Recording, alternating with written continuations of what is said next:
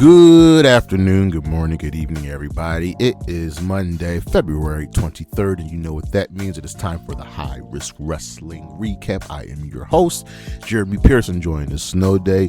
You know you can check out the socials, Charismatic Creations on Facebook and YouTube, Charismatic_Creations52 on Instagram, and of course the 215 on Twitter. And without further ado, let's get into the news. Andrade has spoken on a few things. One, he's like, yo, Ray, why don't you leave WWE, come join me as a global tag team. And look, Ray Phoenix has not had the best time in the WWE. Like, he is objectively in a worse position than when he was in AEW. He also has accused, Andrade has accused Logan Paul of stealing his moves. And yes, Logan Paul does steal moves. I think everybody should be able to do whatever move they want. You just got to give credit to where credit is due. Nixon Newell has revealed the timeline for her in-ring retirement. Looks like she's going to be doing this. She said she got about 2 years left. We're already a year down, so it's looking like the end of 2027 where she will retire. AEW and WWE both want Dave Finlay. He is a free agent. Clark Connors, one of his tag team partners, is also signed with AEW, but I wholeheartedly expect Dave Finlay to go and sign with the WWE and join his brother over there in NXT. If you've noticed, Royce Keys is gone. Like, he's just not been around. He made his debut at the Rumble, and that was it. And the thing is mainly because since he's probably not going to wrestle WrestleMania, they're just not going to use him or have him on TV. I get it, but this was a big name and you're not using him. Swerve Strickland fired back at Booker T with the trademark tees. This has been going on for a minute. Look, Booker T has been tap dancing with WWE for a long time, and for some reason has an issue with Swerve. It just not right. And now he's essentially saying Swerve has brought in some bad habits in professional wrestling. It's just not. Booker T needs to keep his mouth shut. Mind you, Booker T's also been voted worst ring announcer commentator by the Wrestling Observer News of voters. WWE has announced Clash in Italy for May 26th. I'll be going down Sunday, May 31st. So not May 26th, May 31st. I meant to say 2026. This usually chides in with their May pay-per-views where they're usually somewhere overseas. Clash in Paris, Clash to Cast. So Clash in Italy kind of just works. Longtime WWE director Kerwin Silfies has passed away at the age of 75. He had been with the WWE since the early aughts of the 80s, and he has left an indelible mark on that company, rarely seen on screen. He has changed the game and contributed so much to the WWE presentation that he will be getting a Hall of Fame induction. Janelle Grant has spoken, and she's spoken a bevy of things, but we're going to touch on one. Her and Vince and the WWE have agreed to an arbitration hearing in her ongoing lawsuit, so they are not going to trial. WWE has a deadline for all of this. She also called out Vince McMahon and WWE over the NDA fallout in her public statement. There seems like they essentially broke that, and arbitration could change based on what Vince McMahon's actions are. So we shall see how things go down. Deonna Purrazzo is rightfully frustrated over her lack of Ring of Honor title defenses. She's wrestled one time this year between AEW and Ring of Honor, and that was a 6-woman tag match. There seems to be something going on with her and Tony Khan. It's like he put the championship on her. She's the first ever pure champion. He doesn't want to use her. I don't get it. Coming out of TNA, where she was the top female in the entire company, she should have been presented as such, and I don't know what's going on, but her and Tony Khan need to work it out. WrestleMania ticket sales for WrestleMania 42 are declining, and they are behind where they were last year. Give you a look at things during Valentine's Day weekend. tickets were 25% off, and there was no movement at all. None. Current figures show that the April 18th, it's the Saturday for WrestleMania, is at a little over 35,000 tickets, so close to 37, and the 19th has 36,000 sold. That puts WrestleMania 42 currently 17,000, a little over 17,000 tickets sold from last year. They're pretty much 19% behind, and WWE will not be lowering ticket sales. Oh well. Miranda Alzay was at a recent WWE tryout, and her name from the not recent, but the walkout she did with AEW and her girlfriend Nixon Newell. We shall see how things go. Also, Marie Malenko has also got a WWE tryout. If you don't know Marie Malenko, that name sounds familiar. She is the daughter of legendary technician Dean Malenko. And wrestling is a sport with generations after generations competing. Remember the blackout that is going on at WrestleMania where businesses in 50 miles of the stadium can't air WrestleMania? Well, they're also doing that with the Elimination Chamber in Chicago.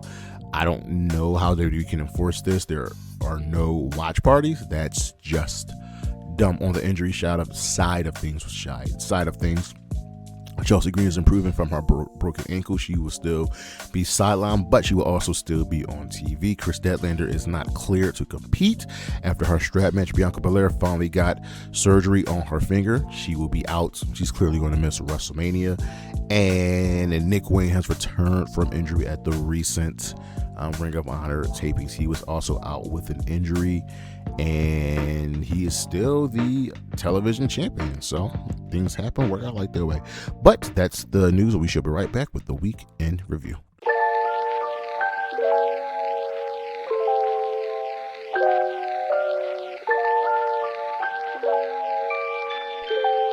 All right, let's get into the week in review. We start off with, of course, Monday Night Raw, and what's really going on with the show. We're kind of just holding water till we get past the chamber and get to WrestleMania. So we open up with the Usos coming down to the ring, but as they're in the crowd eating, the Vision interrupts all of them. In theory, claims he was robbed from last week, blah blah blah.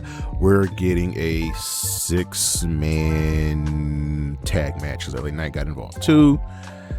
Raw spinning its wheels. So it's LA Knight and the Usos taking on Logan Paul, Theory, and Bronson Reed, with the Vision ultimately getting the win. Bronson Reed hitting the Tsunami. Logan Paul, after the match, is taunting Malcolm Cole on the headset until he gets stomped by the Masked Man.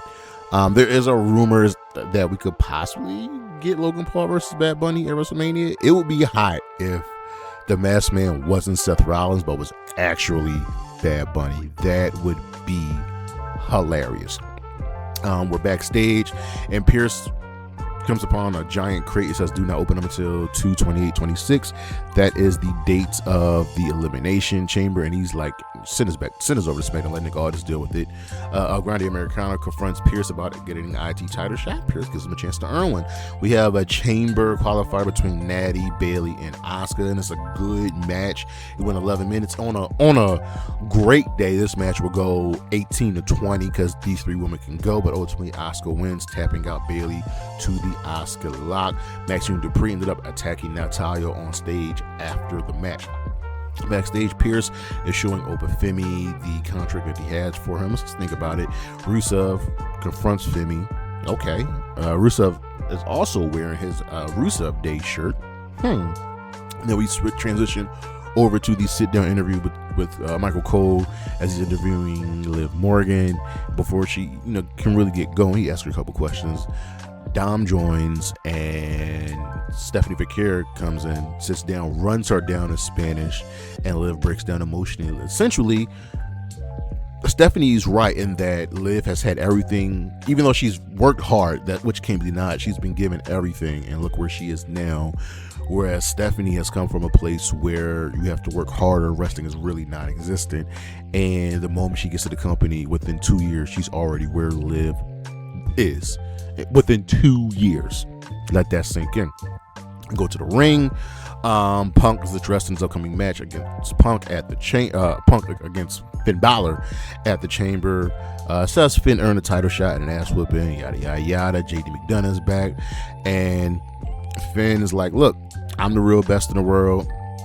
Punk Monster Judgment Day turns his back to prove a point, and they don't attack. Io and Rhea are interviewed backstage. Asuka fronts them, so I think we're going to get a multi-woman tag team title ladder match at WrestleMania. I would be all for it. I think the teams would be Rhea and Io, Lash and Nia, Charlotte and Alexa, Bayley and Lyra, the Bella Twins, and I know I'm missing a team. I can't think of them, but I know there's another team that could definitely be involved. Maybe a team from NXT if they don't break up Zaruka. Maybe Zaruka or Ren Sinclair or Kendall Gray. That would be awesome. Our third match of the evening was El Grande Americano versus Penta. Solid match, but Penta ultimately got a win with a springboard Mexican destroyer. So good. The distraction came after OG Americano got involved, and he ended up attacking El Grande, New Breed, after the match, trying to take his mask off until Rayo and Bravo stopped him. We got some tension backstage with the Judgment Day as Balor insists that he's got to do this alone at the Chamber. AJ returned, and she's like, she's got her singles match. Becky interrupts her. It's just words thrown around. Pierce confronts the Vision about the Masked Man, and Reed says he will handle. Our main event was another Chamber qualifier between Dom, Javon, and Gunther, and a good match. But look, Gunther pretty much dominated this match because he was always going to dominate this match. But the shocky winner was Javon Evans, so he is in the Chamber. Fun fact, the Chamber was created 2 years before Javon Evans was born. I've been watching wrestling for a very long time. Over on Dynamite, whose house this show, ladies and gentlemen, gets 2 thumbs up. AEW has been on a roll, folks. Pretty much since All In of last year, AEW has been on a roll. So we kind of get the Collision soundbites to open the show with words from Mina, Willow, Megan about the TBS title match. Swerve says he needs this for his match against Kenny, and Kenny says Swerve is in his way and he'll just have to knock him out. Renee Paquette is backstage interviewing Orange Cassidy about replacing Roderick Strong. We'll get some follow-up with that. But Tomohiro Ishii is back from his injury, so the Conglomeration is almost at full force. We're just waiting for Hologram to return from injury. But our first match of the evening was Jon Moxley versus Mark Davis. Believe this was an eliminator match for the Continental Championship, and it was really, really solid. Mark Davis has proved himself just how good he is week in, week out. Like, he even ended up punching the ring post and maybe broken his hand, but he finished the match. It was a hard-hitting match, blood, guts, all that good stuff. But Mox wins with the Bulldog choke. So Mox is, listen, he's gone to war with the Don Callis family. Just good stuff. Hangman bows to end MJF at Revolution and take the world title. Then we are in the ring with FTR and Big Stoke, and Dax is like, look, Young Bucks, you guys are great, we know that, but you falling behind FTR. The Bucks sneak in, super kick FTR, and the super kick Stoke, and take care of themselves, the number 1 contenders. Brody King will be re-entering the world title. That is the world title hunt. He says that is starting with the 25th, which I believe is Dynamite for this coming Wednesday. And I believe he's taking on Mark Davis. I can't have Mark Davis take another L. I don't know. We got the TNT Fatal 4-Way match. Willow putting the belt on the line against Megan, Marina, and Mina Shirakawa. The 3 names, 3 M's. This was a fun match. This was so just all over the place in a good way. Megan and Marina teamed up until they eventually had to come to blows, and ended with Megan powerbombing Marina over the ring, over into the timekeeper area. but looks like they still be cool. Ultimately, Willow stood up against Mina's strike combo and rode her up for the W. But it feels like coming out of this match, Megan Bayne will eventually be the #1 contender. Still waiting to see what's up with Lena Cross. She's probably still in Australia. Tony Schiavone, Bryan Danielson pay tribute, like I said, to Curvin Selfies. Danielson got choked up. Then we got our face-to-face in ring with MJF and Hangman. MJF essentially hates Hangman and calls him a fraud. Hangman says that MJF is opportunistic and wants the love and adoration that the fans give him, Hangman, but he's just afraid to admit it. Hangman proposes a stipulation for their title match. If he loses, he will never challenge for the title again. Not challenge for the title while MJF is champion, challenge for the title again. And MJF agrees, and Hangman declares the match at Texas Death Match. Both men are, after they leave, are trepidatious. The Death Riders are in the back.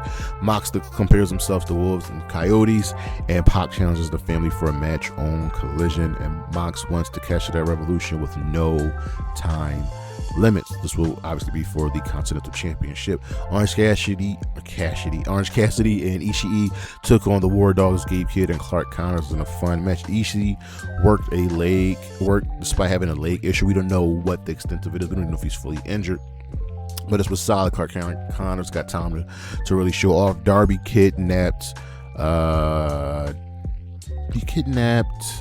Gabe Kidd, allowing Ishii to hit the brainbuster and get the win for his squad. It's time to conglomerate, baby. The Don Callis family are doing their thing backstage, beating up people, and Josh Alexander accepts the Death Riders challenge. Callis accepts Mox no time stipulation to catch his behalf, and Okada claims he is the uncrowned world champion and says he's targeting the world title.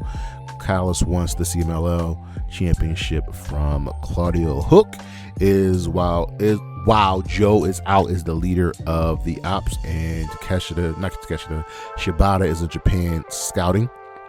And we got the in-ring debut of the Brawling Birds, Jamie Hayter and Alex Windsor. They took on Viva Van and Becca. They made quick work of them, and their finisher is the Heart Attack. They're calling it the Two Birds, One Stone. Chris Statlander is not medically clear, and she still wants another match with Thekla. I think they're going to do match number 3 at Revolution. And Thunder Rosa steps up and she says, listen, I got this. Kevin Knight took on Beast Mortos. If Mortos wins, then LFI will get a trios titles match, but ultimately Kevin Knight won with the UFO splash. We got an Ospreay comeback video. Backstage, the Demand were demanding a trio championship match. Looks like they will get that on Collision, and as they go to the locker room, there's a knife stuck to the door. Ricochet is unsettled but laughs it off in our main event. 5-star, 8-star match in the Tokyo Dome. Kenny Omega, Swerve Strickland. Absolutely fantastic match. Sometimes you just gotta go and give your fans matches like this, and it seems like AEW does this each and every week. Sometimes, usually every other week, they just give us a true bona fide banger. This was an awesome match. Both of these men are evenly matched, but the tide took the turn when Swerve pulled in Audrey, the referee, in, allowing her to take a V-trigger from Omega. Swerve stomped, Omega kicked out. Omega was going for the one-wing angel, but Swerve escaped that. House call. And I guess the JML driver, aka the Big Pressure, is now called the Home Invasion. And Swerve got the W. After the match, he kept attacking Omega. He went to go get the chain from Nana. Nana's ride or die with Swerve, but he always got to make sure to question his boss. He goes, look, are you sure you want to do this? And Swerve took the chain. All right, hung Omega over the ropes. Swerve and took off the announce desk and gave him a house call to the announce desk. No, he gave him a vertebreaker through the announce desk. So Kenny's out for the time being. Over on Impact, we will walk with Elias. This show gets a fist. Our first match was Indy Hartwell taking on Heather by Elegance. This was a solid affair. Ash was on commentary. The concierge tried getting involved, but the referee ultimately got rid of all of the Elegance brand, allowing Indy Hartwell to hit her finisher to get the win. Earlier in the evening, Tom Hannafin stops Steve Macklin from entering the building. Security escorted him away. Then we go to the ring with Santana, who calls out Macklin, and Leon Slater joins him. And they apologize for last week with their miscommunication and no surrender. The Nemus interrupt, and Slater challenges them to a tag match. Daria postpones it until next week. We are backstage with the System. And Brian Myers says Moose made a mistake at no surrender, and Eddie says they're focused on gold. And we had Trey Miguel put the International Championship on the line against Stax. Ariana Grace tried getting involved, but ultimately she failed. Trey hit the shell shock of the lightning spiral to get the W and retain the championship. We got an injury report with BDE, Jeff Hardy, and Elijah. Eric Young cut a promo. He promises to cleanse TNA. He calls Leon Slater an imposter and says that phase 2 of his cleanse is saving the X division. Jody Threat took on Tessa Blanchard in a solid match, but Jody got the win by DQ after interference from Victoria Crawford and Mila Moore. Ultimately, Harley Hudson and Mila Grace made the save after the match. Rich Swann and BDE took on Center and Saint. Center and Saint got the W with the total elimination. It was a post-match handshake, no harm, no foul here. Backstage, Steph DeLander and Mance Warner confronted AJ Francis and ended up fighting. So security had to break them up. All right, let's see where we're going with this. But both of these guys are assholes and bad guys. I don't know what we're doing here. We were backstage with the Hardys and the System. And Hardys issued a challenge where the System outnumber them. And the Righteous are aligned with the Hardys. And Dutch apologizes for the miscommunication at No Surrender. We were in the ring with Lena Black and Mara Sade. And they pretty much had some words for each other. Black says that, she wants to knock out title and accuses Mara of being industry plant. Whereas Mara says she respects history, yada, yada, yada. It was just a solid face-off between these two former NXT standouts. Then we get to the guitar case casket match between Elijah and Mustafa Ali, and yes, the casket was shaped like a guitar. Yeah. We start off with them immediately fighting at ringside, and Elijah suplexes Ali off the ramp with some chairs. Ali hit a 450 splash to a table. Order 4 interferes. Ali accidentally hit Tasha Steelz with the guitar as he was going to go power drive her, give her a tombstone, and as Ali went to swing, he turned what's his name? Elijah turned around. He fought off the great hands, and ended up choke slamming Ali through a door into the casket and closing it. Over on SmackDown, the show gets a fist. Let's just get to the chamber. There is so much just kind of happening on the show, but we're not really doing anything. We open up with Cody coming to the ring before he can even really, get going. What do you want to talk about? Fatu comes out and it's like, yo, you wouldn't be here without Drew's interference. I had that match won. I know it, you know it, Drew knows it, everybody knows it. So don't stand here acting like you actually did something. Nick says he gave Drew the night off, and then of course Drew appears in the luxury suite, mocks Jacob, and Jacob's ready to go fight him, but security stopped him and Aldis threatened suspension. And Drew's like, I'm a champion, I can do whatever I want. Cody fires back and says the world is coming for Drew. We're backstage with Ilya and Mello, and Mello's like, yeah, he's gonna go into WrestleMania as US champion. Nick Aldis promises Fatu that he'll get Drew, but he gotta wait. Fatu leaves. Ilya versus Tama Tonga. We're going on with this Tama Tonga push. There are multiple distractions from the MFTs, allowing Tama to hit the cutthroat for the W. After the match, Solo clears that this is his show. They end up attacking Solo until Cardona and Apollo Crews tried making the save, and the Y6 appeared on the screen, and Uncle Howdy challenges Solo to stand alone next week. Nick warns Drew, and Drew leaves the arena. Backstage with Randy Orton and Zelina teases Orton versus Cody. Aleister Black confronts Cody, so we'll get that match later in the evening. In the ring, Jay says she'll be leaving WrestleMania as champion. Let's potential chamber winners, but they will all fall down to her. And as she's making her way to the back, Charlotte Flair comes out and completely upstages her, just ignores her, which pisses Jade off. Charlotte was in another Elimination Chamber qualifier match. It was her, Nia, and Kiana James. This was fine. We got some time. The shocker is that Kiana James won the match, rolling up Charlotte, as Charlotte had the figure 8 locked in on Nia. We were backstage with Rhea and Io congratulating Kiana, and Rhea vows to dominate Julia. So earlier in the day, they had announced Julia versus Io, which we were all wanting so bad. And it was announced that Rhea will be replacing Io. Obafemi, after Kit Wilson read him a satirical poem, destroyed him, fall from grace. Truth thinks he's in the qualifier, but no, it's Priest. Tiffany Stratton defeated Alba Fire in a solid match. In another world, Alba Fire is the dominant champion and dominant wrestler that she was in NXT UK. Cody and Sammy get into it, with Sammy accusing Cody of betrayal, and Cody says Sammy's only obstacle is himself. Sammy says Cody being QB1 as he's the golden boy. Sammy apologizes. Trick tells Sammy that he'll get the job done tonight. I don't know. Looks like we're going to go with Trick versus Sammy at WrestleMania. Damian Priest, Mello, and Trick were the next chamber qualifier, with Trick ultimately getting the win with the Trick shot. Everybody got their finishers. Hayes hit the first 48. Priest looked to get the Razor's Edge, but failed. Johnny was passed out on top of that crate, and I was like, you know what? Get this out of my sight. He sets up Candice LeRae versus Jordan Grace for next week. Jordan wants the Candice LeRae from PWG, and I am all for it. Jade was threatened by Michin and BFAP, who are both back. Look, Jay's got a bullseye on her back. Rhea and Julia was a good match, but of course it ultimately ended in a DQ as Lash and Naya attacked, and Io made the save. Miz offers to mentor Oba. Oba suggests a match for next week, causing Miz to panic. Charlotte, Bliss, Kiana, and Julia were backstage, talking about dominance, and Kiana says she will be winning the chamber.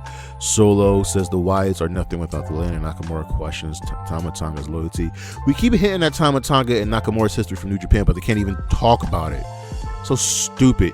The main event was Randy Orton versus Aleister Black in a solid match, but ultimately Aleister Black got the W after hitting the Black Mass when Drew McIntyre got involved, as did Cody. Over Collision, FTR is absolutely despicable. We'll get into that at the main event segment. The show gets a fist. Opening contest was the Trios Championship being on the line, as Jet Set Rodeo were defending against the Demand. This was a really, really good, fun match, but Jack Perry ultimately distracted Ricochet, allowing Hangman hit the Buckshot Lariat to get the win and retain the championships. The Rascals and FTR were backstage. Of course, the Rascals got FTR high to trick them and giving them an eliminator match, which they're getting later in the evening. The Bucks ended up defeating the Swirl in a solid match. It went 10 minutes. Always good to see Lee and Blake on TV. We got a video picture on what happened in House of Glory between Andrade and MJF, as MJF was defended the World Championship against Zilla 5-2, and MJF confronted Andrade after the match. Backstage, Claudio put the CMLL World Championship on the line against Josh Alexander in a good, just hard-hitting technical affair. Strength, speed, everything was involved. Ultimately, Claudio got the win, hitting the neutralizer even though his knee was messed up. We got a filler match with Mega Bayne just defeating Becca, and we're building Mega Bayne up as the next challenger for the TBS Championship. Kyle Fletcher, we got a recap of his title win. Ciampa, we immediately go to him. He wants a title rematch and says he's waiting for Fletcher's return from Australia. The Death Riders team of Wheeler, Yuta, Pac, and John Moxley took on the Don Callis family members of Takeshita, El Clone, and Mark Davis, and a great trio smash. Ultimately, the Don Callis family won as Takeshita hit the Raging Fire on Wheeler Yuta. After the match, Mox planted Takeshita with the Paradigm Shift, getting payback for what happened at Grand Slam. The Babes of Wrath says they're fighting champions and they'll do what they can. And Willow says, she's a double champ. She's the TBS champion and tag team champion, and she'll fight as often as possible and will defend the championships with honor. Thunder Rosa made her in-ring return, taking on Julia Hart in a solid match, getting the ring rust off, but she ultimately won with the Fire Thunder Driver. After the match, Thekla came through the crowd, insulting Thunder Rosa. Julia attempted a sneak attack until Chris Statlander made the save. We were backstage with Private Party, the Outrunners of the Bang Bang Gang, with an open tag challenge laid down by Private Party. Gabe Kidd and Clark Connors confronted commentary, and Kidd threatens Orange Cassidy. okay, let's see where this goes. I'm a big fan of Gabe Kidd. Our main event was FTR versus the Rascals in a tag team eliminator match. Solid affair. I love what we're doing with the Rascals here. They ultimately won as the Rascals got the surprise pin on Dax. The Bucks were celebrating with the Rascals after the match until the Gates of Agony and Ricochet attacked. The Gates of Agony attacked as FTR brawling with the Bucks family at ringside. Stokely threw powder in their face, so FTR is now beating up on the Young Bucks' younger brother. Jack Perry tries to make the save, and Ricochet comes out of nowhere with the spirit gun, so he's down for the count, and FTR ended up giving the Bucks' younger brother a spike pile driver. Give me all of this for Collision. I need all of this for Collision. Give me just a few separate rosters, because I didn't need to have the Bucks and FTR on both a Dynamite and Collision. Just do kind of what we did when Punk was there with this kind of separate rosters. I kind of needed. Our matches of the week from NXT: Kelani Jordan versus Lola Vice. I was really shocked at how good this was. That is your Lone Dirty B match for the week. From Dynamite, 4 out of the 6 matches that they had. John Moxley and Mark Davis, the TBS title match with Willow, Megan, Marina, and Mina, the Conglomeration versus War Dogs tag team match, of course, Swerve Strickland versus Kenny Omega, the main event. Just Dynamite was on fire this week. From Impact, the Guitar Casket match, Elijah versus Mustafa Ali, and from Collision, Claudio Castagnoli versus Josh Alexander for the CMLL World Championship. Our star of the week, I'm giving it to the House of Glory promotion. I know we talked about them about a week or two ago. It was really, really good for them to get MJF on that show and take on one of their top stars in Zilla Fatu. But that is our show, ladies and gentlemen. Thank you for listening. Thank you for watching. Look at the screen what we got coming up. You know, you can check out the socials, Charismatic Creations on Facebook and YouTube, Charismatic_Creations52 on Instagram, of course, the 215 on Twitter. I'll see you when I see you. Peace.